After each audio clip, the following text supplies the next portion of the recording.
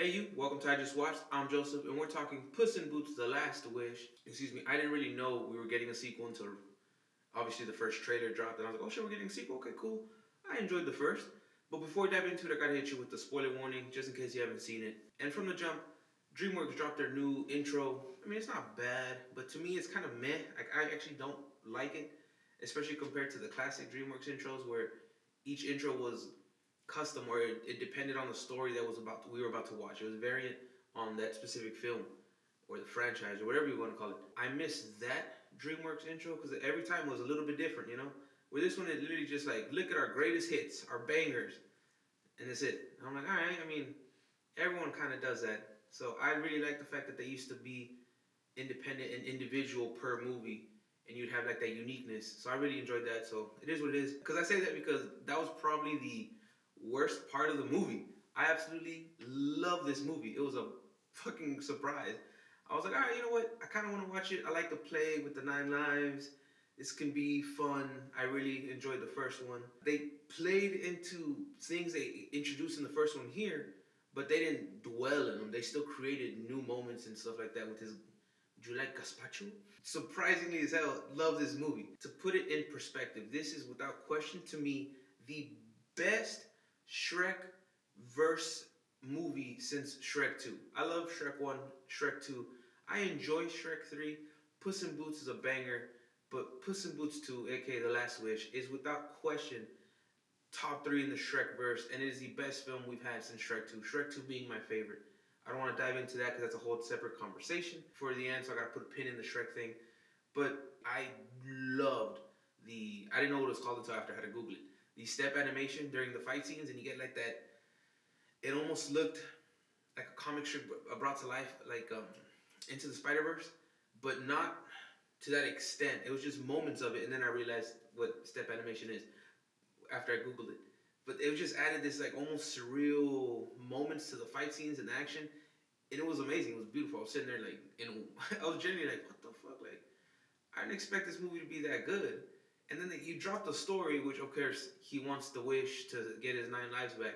But the story within it, with Wolf, yo, the level of intensity and the level of genuine, like, holy shit you get when him and Wolf are on screen. Wolf is a beautiful character. That's one of the best villains of the year. One of the best villains I've seen in a long time.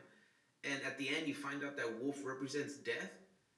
Oh, I was like, that makes sense. I really thought it was just not an outlaw, a bounty hunter. The way they portrayed it in the beginning, and you find out, he just represents death, and he has that whistle to me, which every time I heard it on screen, I was with Puss. I was like, hey, bro, you better run, dog.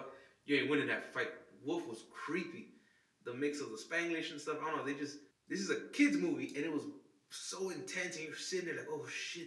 And the first time they fight, he draws a little bit of blood. I was watching with my nephew Max, and I was like. And he looked at me like, and I was like, bro, I know. Like, I was a little kid again. I was like, holy shit. For a movie that obviously your main pool is going to be kids, but it did what any great or every great animated film does. It keeps adults in mind because they're the ones who have to take the kids. And it won me over. Wolf is amazing. Goldie and the Bear is amazing.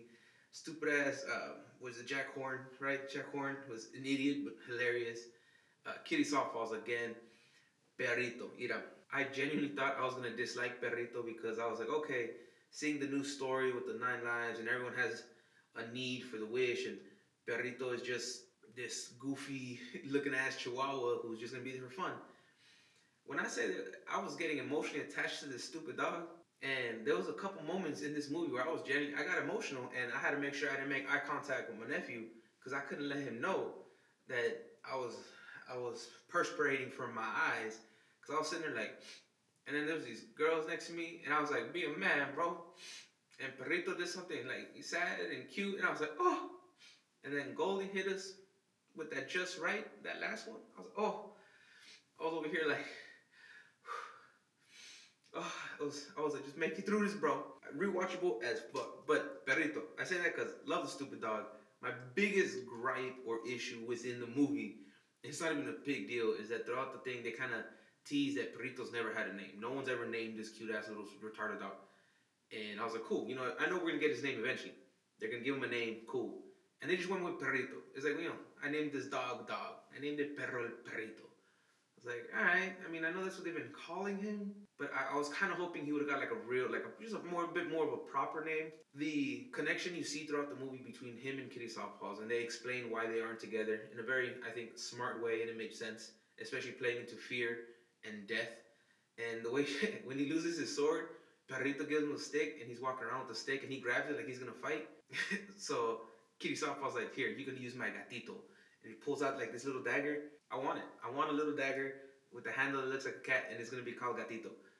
This movie, when I tell you, is stupidly, surprisingly well done and amazing and fantastic. I can't wait to watch it again. I want to go watch it again in theaters to re-enjoy it. Definitely a must. And it's funny because I mean, it came in at the very end of 2022. It's a banger, and it's honestly one of my favorite movies of the whole year. Surprisingly, because I went in thinking, I'm gonna enjoy it. It should be good, hopefully. And the pin I put in the whole Shrek thing is because at the very end, you see them on a ship, the three of them, and right in front of him, he's giving the monologue of returning to old friends, and you just see far, far away. Of course, setting up the future of Shrek, because didn't they announce that there's supposed to be another Shrek on the way, or a soft reboot to Shrek? And honestly, I would say this movie is really your soft reboot to the Shrek animated verse that exists now between Puss in Boots and Shrek. So I'm interested. Where I was super hesitant and against them continuing Shrek, because again, after 2 it was downhill. Even though 3 to me is watchable and enjoyable, the others, God, don't exist. And then you get the first Puss in Boots and you're like, okay, cool. Then you get this greatness, you're like, oh shit, you know what? Make another Shrek. Because I just want to see more of this. But overall, again, fantastic movie. Extremely rewatchable, and that's a big deal for me. It pulled me into want to see it again. I did a little bit of reading on the characters, like their actual storybooks, because I don't really, the Jack Horner, the whole pie thing, I didn't really know that one. So afterwards, I did some reading. I want to hear your thoughts. How do you feel about it? Have you seen it? I highly recommend you check it out. Love the movie. Excited to see where they go with it. Love the animation. The story was deep. It was deeper than I expected. But I want to hear your thoughts, comments, questions, concerns. Let me know how you feel about it down below. But until next time, stay safe, be well, y con mucho amor. Adios.